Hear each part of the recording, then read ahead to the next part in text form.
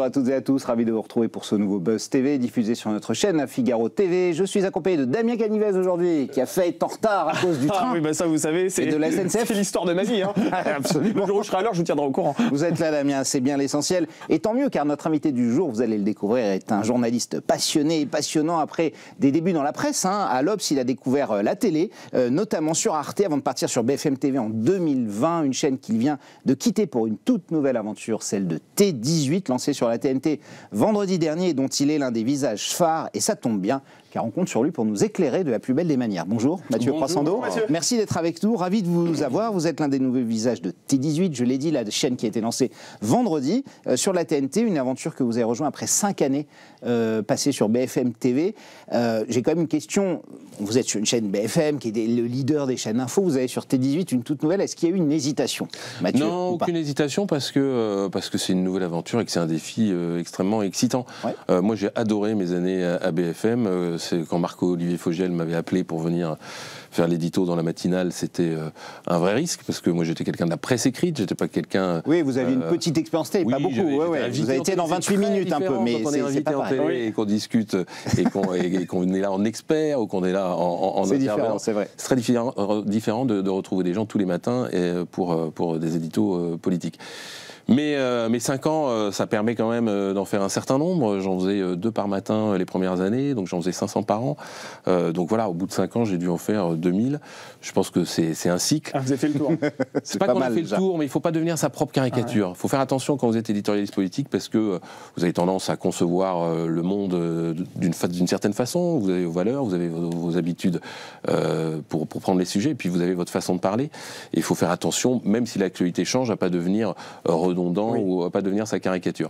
Mais en tout cas, j'ai passé de très belles années là-bas, j'ai beaucoup appris dans une équipe qui était très soudée. C'est un vrai commando le matin, vous savez, quand vous arrivez à les matinales, à 4 heures du matin, voilà.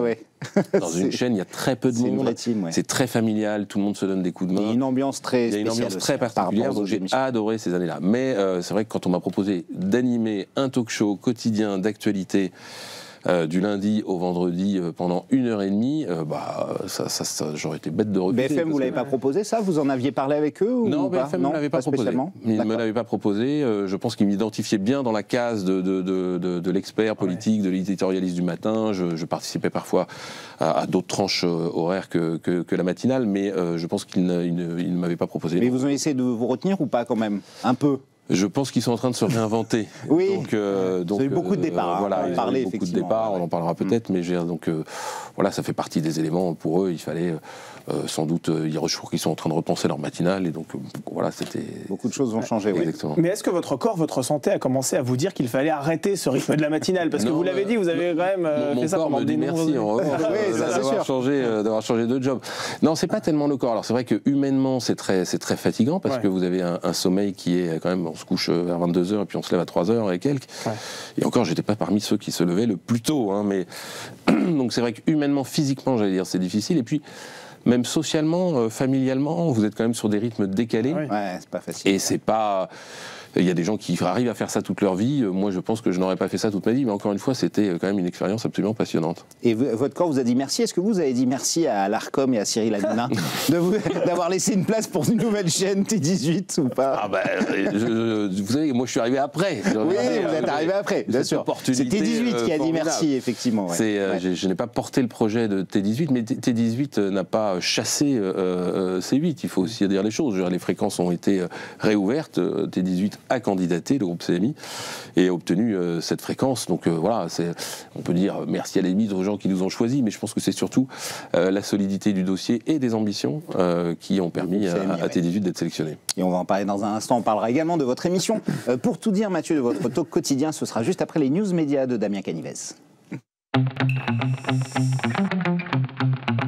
Et on commence ces infos médias avec une légende du journalisme sportif radio notamment qui a décidé de raccrocher les gants. Oui, il était certainement l'une des voix les plus mythiques du football français, à l'instar des Thierry Roland et Eugène Sacomano. Jean Rességui a commenté tout dernier match de sa carrière. C'était ce dimanche 8 juin entre le Portugal et l'Espagne à l'occasion de la finale de la Ligue des Nations. Un rendez-vous riche en émotions pour celui qui aura fait vibrer les ondes de RMC pendant 37 ans quand même. Wow. Alors Franck Lanoux, l'ancien directeur général de la station, lui a rendu hommage lors de ce moment si spécial, tout comme Jérôme Rotten et Jean-Michel Larquet également, qui ont fait partie de cette fabuleuse aventure. Même sa fille d'ailleurs est intervenue à l'antenne pour lui confier tout le bien qu'elle pensait de son papa. Chose assez rare aussi dans l'arène médiatique de nos jours. Jean Rességuier n'a pas été remercié par sa direction. C'est lui qui a décidé de partir en raison de la difficulté qu'il éprouve désormais à couvrir quand même 80 matchs par an. C'est Jean-Louis Tour qui lui succédera au commentaire des grandes rencontres. Absolument, 80 matchs en déplacement, souvent, effectivement.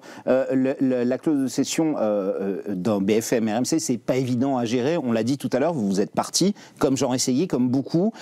C'est une vraie hémorragie. C'est compliqué pour une boîte de gérer ça. Vous aviez déjà connu ça dans une boîte? C'est très compliqué à gérer une clause de cession. Moi, j'en ai géré une, si j'ose dire, quand je dirigeais l'Obs, voilà.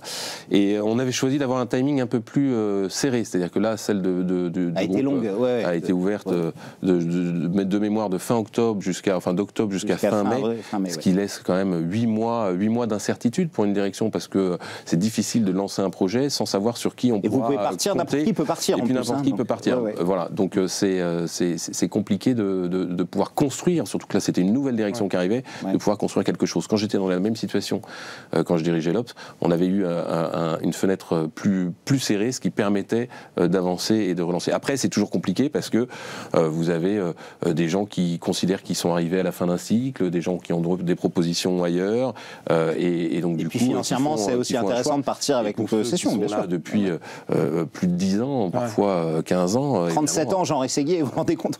Ça fait évidemment un petit pactole. Ça fait un petit pactole. Un petit, il faut le dire. On continue ces infomédias, Damien, avec une agression qui s'est produite en direct à la télévision ce week-end. Oui, il était 18h lorsqu'une journaliste de France Info a été violemment bousculée hier alors qu'elle était en duplex sur France Info pour couvrir une manifestation place de la République à Paris face caméra, et en plein milieu de la foule, l'envoyé spécial de la chaîne Info était en train de décrire les enjeux de ce rassemblement pour soutenir l'équipage de la flottille de la Liberté. Vous savez, cet équipage qui a été arrêté par l'armée israélienne, quand tout à coup, un militant l'a brutalement tiré par le bras après l'avoir traité de facho. Alors aussitôt, la présentatrice en plateau a repris la main, voyant que sa collègue était en grande difficulté et incapable de dérouler son propos. Muriel Pléné, qui est la directrice de France Info, est revenue sur cet incident sur le Figaro.fr et a précisé que la situation ne s'était pas davantage envenimée une fois les caméras coupées, mais elle a reconnu que la journaliste était choquée, comme tout le reste de son équipe d'ailleurs. La dirigeante précise qu'aucun agent de sécurité n'avait été pour l'occasion dépêché sur place en raison de la non-dangerosité de cet événement, mais au regard de cette agression, elle réfléchit à la possibilité d'engager systématiquement des gardes du corps dès lors qu'une journaliste se rend dans une manifestation. Et c'est souvent le cas d'ailleurs, notamment depuis les Gilets jaunes. On voit cette espèce de climat délétère contre les journalistes. Ça vous inquiète, Mathieu? Vous l'avez vu? BFM, par exemple, mettait systématiquement maintenant des agents de sécurité pour accompagner les journalistes. C'est très inquiétant. C'est-à-dire que les chaînes info, les chaînes de télé en général, en sont à anonymiser leurs médias. Oui, ils enlèvent souvent la petite bonnette, comme on dit, sur le micro. Pour BFM, mais ça vaut aussi pour beaucoup d'autres chaînes. Alors il y a deux choses. Il y a une manifestation où il y a des risques que ça dégénère avec des affrontements, et on peut considérer normal qu'un journaliste soit accompagné de quelqu'un qui assure sa sécurité, parce que dans les moments où la police charge, où les manifestants ripostent, c'est sûr qu'il y a une logique de sécurité. Couvrir une manifestation, un rassemblement politique comme c'était hier, et venir avec un agent de sécurité, là en revanche, on est dans un vrai problème. Il faut le dire. On est dans une société tellement polarisée que les journalistes maintenant sont pris à partie par les manifestants comme s'ils étaient l'ennemi, et donc c'est absolument insupportable. Ça en dit long quand même sur l'état du débat démocratique. Je veux dire, la presse libre, c'est quand même un des piliers de notre société et de notre démocratie. Si ça commence à être remis en cause avec des prises à partie physiques des journalistes qui font leur boulot sur les lieux de direct, je pense que ça n'est pas anodin ce qui s'est passé hier. C'est un événement très grave. À cause notamment des fake news qui se développent, vous pensez, c'est vrai que dans les sondages récemment, souvent les politiques étaient la profession dans laquelle les Français avaient le moins confiance. Maintenant, il y a les journalistes aussi qui sont très hauts dans le manque de confiance des gens et de l'opinion publique. C'est ce qui doit nous amener collectivement, la profession de journaliste, à nous remettre en cause. Parce que voilà, on a longtemps été dans une position de sachant où on disait voilà ce qui se passe. Et je pense que cette défiance, il faut qu'on s'y attelle, il faut qu'on s'y confronte, parce que sans doute y a-t-il eu des excès de la part de journalistes, soit dans le choix des sujets qui étaient parfois un peu toujours les mêmes, soit dans la façon de le traiter, qui pouvait donner le sentiment à ceux qui nous écoutent ou qui nous regardent que le discours était toujours le même.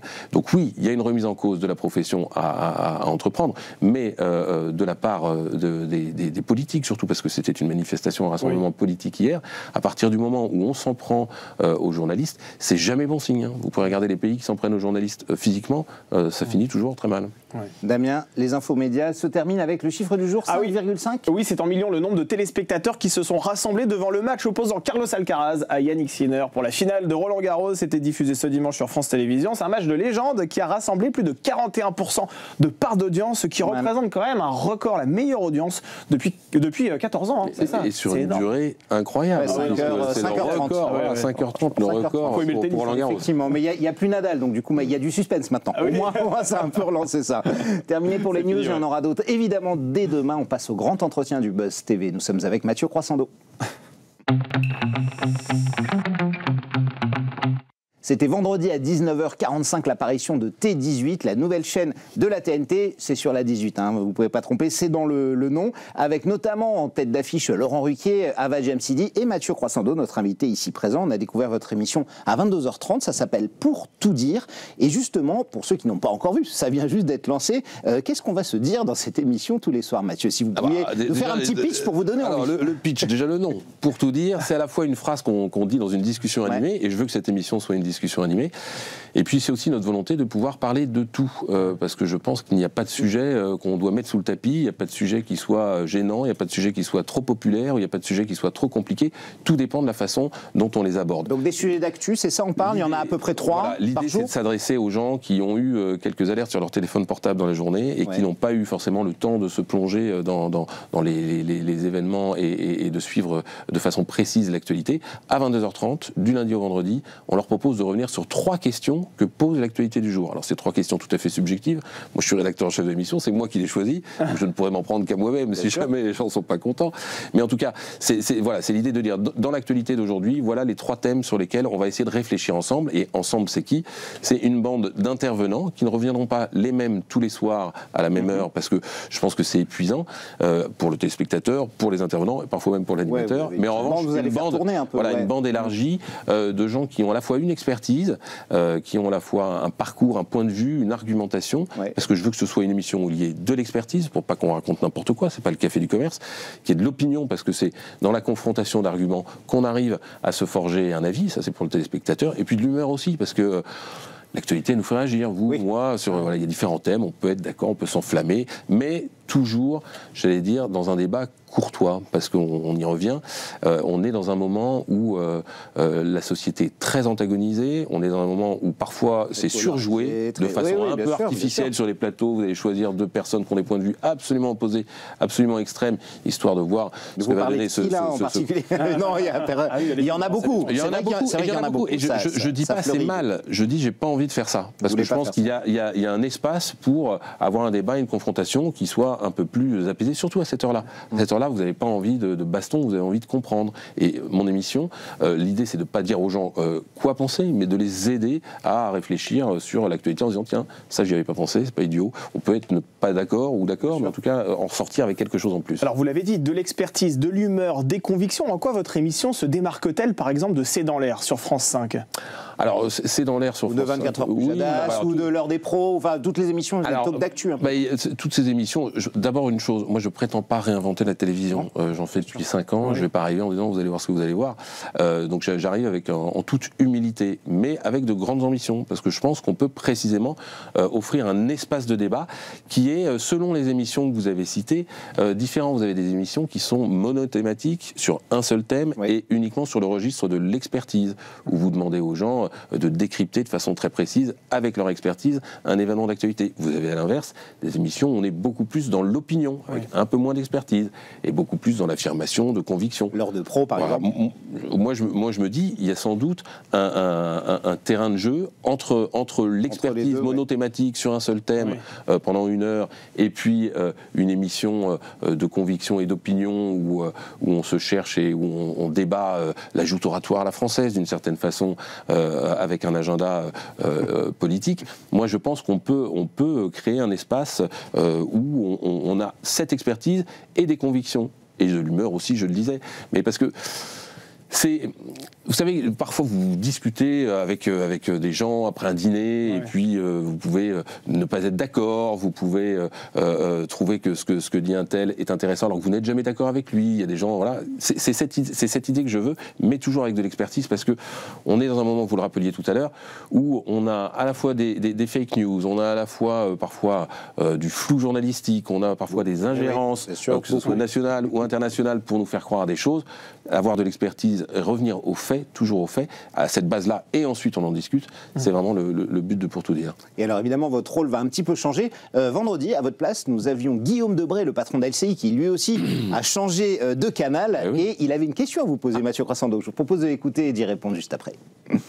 Mathieu, moi j'ai une question. D'abord, bonne chance pour l'émission, mais surtout, j'aimerais avoir ton avis sur ce passage crucial de chroniqueur à animateur. C'est deux métiers différents. Comment est-ce que tu l'appréhendes ? Il a raison, Guillaume Debré. C'est deux métiers très différents. Ça n'a rien à voir, même. Éditorialiste, vous êtes dans une petite pièce de théâtre que vous jouez tous les matins. Alors et c'est pas vous qui l'a dirigé. Vous faites votre numéro, si j'ose dire, en tout cas votre chronique. Et puis ensuite, là, vous êtes Monsieur Loyal maintenant. En support des gens qui animent l'émission. Être animateur, c'est différent. D'abord, être animateur, je pense que c'est une capacité d'écoute. Donc c'est écouter ce qui se dit et non pas être le nez sur ses feuilles à vouloir dérouler les questions, parce que c'est ce qui permet de rebondir. Et puis, c'est une façon j'allais dire, de mener le débat, de mener les débats, de faire attention à ce que tout le monde ait la parole, et puis de laisser quelqu'un parfois développer une argumentation, parce que ça prend du temps, mais en revanche, couper quelqu'un qui parle pour ne rien dire. Bref, il y a un côté chef d'orchestre, il y a un côté, j'allais dire, entraîneur de l'équipe. Ça va, vous vous sentez à l'aise déjà un peu Oui, je me sens à l'aise, parce que c'est un exercice que moi, c'est plutôt ma nature. Moi, j'ai eu des fonctions d'encadrement dans ma carrière de presse écrite. Quand vous animez des conférences de rédaction, ça peut vous savez gérer un peu. Parfois un peu plus dans le décor, mais là vraiment, et le but, c'est vraiment, moi j'ai deux guidelines, j'allais dire, c'est un très mauvais mot, j'ai deux objectifs une discipline, j'allais dire, à laquelle je vais m'astreindre. D'abord, que ce ne soit pas une émission qui jargonne. Moi, je veux que ce soit une émission grand public. C'est pas une émission de savants où on va se gratter la barbichette. La chaîne qui s'amuse à réfléchir, c'est le slogan de votre chaîne. Mais c'est vraiment essentiel. Nous, on veut s'adresser au plus grand nombre. Je disais, on y vient en toute humilité, mais avec une grande ambition, c'est-à-dire de pouvoir parler à tout le monde. Moi, j'ai travaillé à la fois pour des journaux dits intello, le Nouvel Obs, mais j'ai travaillé aussi pour un grand quotidien populaire qui s'appelle Le Parisien. J'ai travaillé à la matinale de BFM TV, où quand vous adressez le matin... à vous adresser le matin à des gens qui sont en train de se brosser les dents, c'est pas tout à fait la même qualité d'écoute, et vous savez qu'il faut leur parler, on peut parler de tout, je le disais, avec de la pédagogie. Donc ça, c'est la première chose, c'est pas une émission jargonnante et de savant. Et la deuxième chose, je le disais tout à l'heure, c'est pas de coup en dessous de la ceinture. Je veux dire, on peut débattre, faut pas les émissions de clash, ça sera pas pour... Non. Vous pointiez du doigt il y a quelques instants les émissions qui ont parfois un agenda politique. Quelles sont les sensibilités qui vont être représentées autour de votre table? Est-ce qu'il y aura plus de droite, plus de gauche? Est-ce que ça va être un panachage de tout ça? Oui, je pense que c'est plutôt un panachage, parce que si vous faites une émission avec des gens qui pensent tous pareil, à mes yeux, ça n'a pas grand intérêt. Alors vous pouvez toujours trouver un idiot utile de l'autre camp qui vient là faire la caution en disant oui, non mais quand même, et puis qui se fait rabrouer. Là non plus, ça n'est pas mon ambition. Mon ambition déjà, c'est pas une émission partisane, personne n'est encarté, enfin il ne s'agit pas d'aller chercher... non mais Christopher Baldelli a dit qu'il y aurait de l'opinion aussi, il y aurait de l'analyse, du décryptage, mais aussi de l'opinion. Elle est intéressante si vous la confrontez à quelqu'un qui pense pas comme vous. Tout à fait. Donc il y aura... Je ne raisonne pas en termes d'échiquier politique, je ne vais pas dire il faut un de tel parti, un de tel parti, un de tel parti, parce que je ne suis pas sûr que les Français se projettent exactement idéologiquement sur les partis en place dans l'échiquier politique. En revanche, les sensibilités, bah oui, il faut qu'elles soient représentées. Des gens qui ont une sensibilité de gauche, oui, des gens qui ont une sensibilité de droite, oui, des gens qui attachent de l'importance ou qui mettent au-dessus de tout l'écologie, oui aussi. C'est un peu démodé aujourd'hui dans les médias. Aujourd'hui, vous vous rendez compte que dans de nombreux plateaux de télévision, on a essentiellement des gens qui sont à droite de l'échiquier politique, certains beaucoup à gauche, en fonction des chaînes que l'on regarde. C'est quand même aujourd'hui un petit peu démodé de confronter des idées qui sont parfois antagonistes. Ça ne m'a pas échappé. Et donc je me dis, plutôt que d'avoir une émission, je disais, qui n'est pas monothématique, je veux pas qu'elle soit monocolore non plus. Et parce que franchement, je pense que c'est de la confrontation que naît pour le téléspectateur la compréhension. Sinon, vous lui vendez un catéchisme. C'est pas mon but. Moi, je suis journaliste, je suis pas là pour réciter un catéchisme. Mais mettre de l'opinion, c'est aussi important. Avant, il n'y en avait pas du tout. Est-ce que, par exemple, le succès de CNews aujourd'hui, qui est incontestable, dit à toutes les autres chaînes, il faut quand même faire un peu d'opinion. Pas forcément de la même façon qu'eux, hein, mais d'en avoir un peu dans... Je pense que CNews a trouvé un modèle éditorial qui est très intéressant pour une chaîne info. Oui, c'est-à-dire qu'ils sont une chaîne info et puis ils complètent... Pour vous, c'est une chaîne info, parce que vos anciens patrons, Fogiel et Namias, disaient c'est pas une chaîne info, c'est une chaîne d'opinion. Je pense que c'est une chaîne info qui a trouvé une deuxième jambe qui est l'opinion. Une niche dans laquelle ils se sont... Et quand l'actualité est faible, ils montent sur l'opinion. Ça, je pense que c'était le pari de départ. Aujourd'hui, on voit qu'ils font plus d'opinion que de chaîne info, parce qu'ils ont vu que ça montait. Vous prenez LCI, ils ont trouvé deux jambes aussi, une chaîne info et puis l'international qui leur permettait de compenser quand il n'y avait pas d'actualité. Donc c'est le succès de CNews, il répond, on voit bien, à une demande sans doute des téléspectateurs d'avoir des points de vue. Après, on achète ou on n'achète pas le point de vue de CNews. Moi, je ne travaille pas à CNews. A priori, les gens achètent puisqu'elle est devenue première chaîne d'info largement. Voilà, exactement. Mais il y a des gens et puis il y a aussi certains qui ne la regardent pas. Mais ça correspond sans doute à une demande des téléspectateurs d'avoir les infos et un point de vue. Moi, je pense que on est plus riche s'il y a plusieurs points de vue. On est plus enseigné, plus renseigné sur la marche du monde si on n'a pas seulement le déroulement d'un catéchisme, mais plusieurs points de vue. Alors en fin de semaine dernière, c'est vrai qu'on a assisté à la naissance de T18 dans le paysage audiovisuel français, mais l'Arcom a également proposé aux téléspectateurs une nouvelle numérotation avec ce regroupement des chaînes d'information, avec l'arrivée de France 4 sur le Canal 4. Est-ce que vous pensez que cette nouvelle numérotation va véritablement changer les audiences? Est-ce que vous pensez que, parce que France 4 se retrouve sur la 4, ça va augmenter? Est-ce que vous pensez que peut-être LCI va augmenter son audience? Non, je pense que les chaînes qui ont une spécificité comme France 4, je ne suis pas certain que ça va augmenter son audience. Et ils sont sans doute très contents d'avoir maintenant intégré ce bloc compact de France Télévisions. À la place de Canal+, qui était là depuis 40 ans. La 5, voilà. La 2, j'ai oublié. Mais en revanche, pour les chaînes info, oui, il va peut-être y avoir un effet de découverte. C'est-à-dire que les gens qui étaient habitués le matin à mettre une chaîne, même si sur beaucoup de box... Pour vous, c'est logique qu'elles étaient regroupées? Pour moi, c'est logique qu'elles étaient regroupées, ça me paraît plus logique. Donc il va y avoir un effet de découverte. Les gens qui avaient l'habitude de mettre la 15 vont découvrir une autre chaîne sur la 15. Peut-être vont-ils se dire, après tout, c'est pas si mal, et rompre un peu avec leurs habitudes. Après, vous savez, c'est comme un journal écrit, quand vous lisez Le Figaro, ou quand vous lisez Le Monde, ou quand vous lisez Libération, c'est pas tout à fait les mêmes. Et donc, quand vous pouvez prendre les 3 journaux quand vous partez en train et regarder les 3, mais celui que vous recevez chez vous, c'est généralement toujours le même. Il en ira, à mon avis, de la même manière pour les chaînes de télé. Les gens ont des habitudes. Moi, j'étais frappé quand je travaillais la matinale de BFM les gens m'arrêtaient dans la rue, ceux qui regardent, parce que vous faites partie de leur quotidien. C'est quelque chose qu'on a du mal à imaginer quand on est journaliste. Mais je le disais tout à l'heure, les gens ils sont en train de se brosser les dents, d'habiller le petit, de faire leur cartable ou de prendre leur petit déjeuner. Donc vous rythmez d'une certaine façon leur quotidien et ça crée une proximité. Et cette proximité-là, je pense que les téléspectateurs ils sont attachés. Est-ce qu'il y aura néanmoins, pas d'opinion, mais une ligne politique sur T18? On sait que les médias de CMI, de Derek Kretinsky, sont plutôt pro-européens, traditionnellement libérales. C'est ce qu'on voit avec tous les médias qu'ils ont. Est-ce qu'il y aura cette ligne-là que vous suivrez ou pas? Il y a une ligne qui est de restaurer une forme de débat public qui est abîmé. On le voit absolument partout. Le débat public, c'est difficile de faire discuter des gens ensemble, parce que vous êtes très vite catalogué, vous êtes très vite étiqueté, vous êtes très vite un facho, vous êtes très vite un islamo-gauchiste. On est à un moment où sont récompensés les punchlines et celui qui parle le plus fort. Nous, ce qu'on veut, c'est recréer un espace de débat démocratique. Après, est-ce qu'il y a une ligne idéologique? Moi, je vous l'ai dit, sur le plateau, je veux que les différentes sensibilités s'expriment. Vous parlez de l'Europe, c'est une très bonne question. Si vous parlez de l'Europe juste entre personnes qui défendent l'idéal européen tel qu'il a été toujours construit par les pères fondateurs, vous ne parlez pas à tous ceux qui sont de sensibilité plus souverainiste, ou qui pensent que l'Europe est dans une dérive libérale qu'il faut...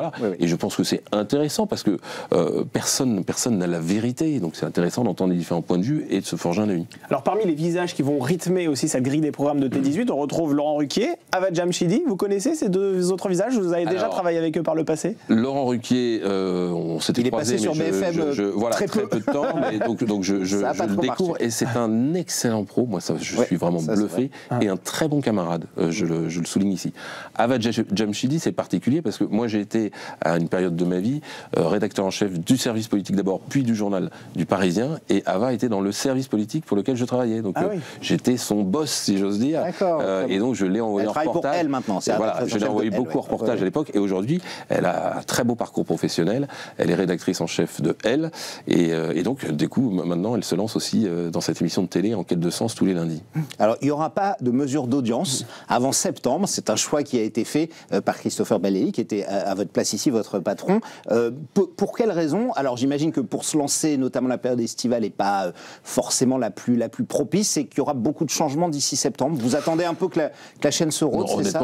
C'est ce qu'on vous a dit? Il n'y a pas beaucoup de surprises au départ. C'est-à-dire que quand vous démarrez, quand vous allumez la lumière, il n'y a pas grand monde dans le magasin. Hein. Oui. Donc je pense que ça va se remplir. Donc, j'aime bien cette image, Mathieu.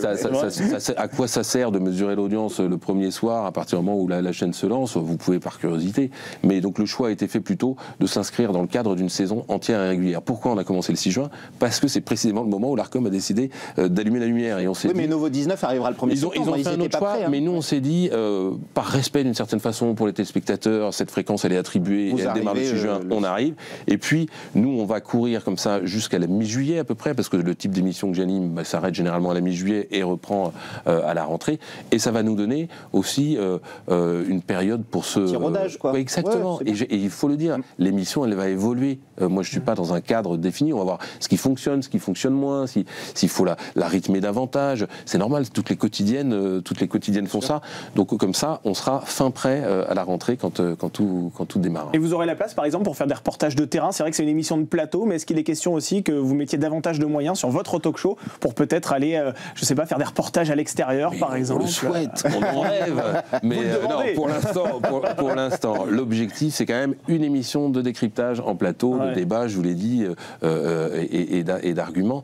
Donc ça ne deviendra jamais une émission de grand reportage. Après, est-ce que quand T18 va se développer, va s'étoffer, est-ce qu'on pourra s'appuyer sur un ou deux sujets qui auront été réalisés? Pourquoi pas? C'est vrai que ça permet parfois de nourrir les débats. Une dernière question, on en parlait aussi avec Christopher Baldelli, la baisse des audiences sur le linéaire, ça vous inquiète ou pas? Christopher Baldelli pense que non, il y aura toujours un public et que ça reste malgré tout fort. Alors, ça baisse tendanciellement, et j'allais dire générationnellement. Le nombre de téléspectateurs baisse. Voilà, générationnellement, parce que les habitudes de consommation des médias ont changé. Mais typiquement pour ce type d'émission-là, c'est une émission que vous pouvez aussi écouter, par exemple. Il va falloir qu'on réfléchisse à la version podcast. Voilà, c'est une émission. Pour l'instant, il n'y a pas de replay. Pour l'instant, c'est typiquement une émission que vous pouvez trouver, que vous pouvez consulter en replay et donc en délinéarisé d'une certaine manière. Et ben on verra ça évidemment à la rentrée. Merci d'être passé nous voir, Mathieu Croissando. Je rappelle que vous présentez l'émission Pour tout dire, c'est tous les soirs, du lundi au vendredi, 22h30 sur T18, vous êtes sur la 18. Et ça repasse le lendemain midi. Et ça repasse le lendemain. Et bientôt les replays. On espère, en tout cas, on vous souhaite bon vent et très bonne chance dans cette nouvelle aventure. Damien sera là dès demain, nous, avec deux invités, deux ex-chroniqueuses de TPMP, Kelly Vedovelli et Ludivine Redori. Peut-être qu'on en apprendra plus sur l'émission de Cyril Hanouna à la rentrée. On vous souhaite d'être là dès demain. D'ici là, prenez soin de vous et merci encore de votre fidélité.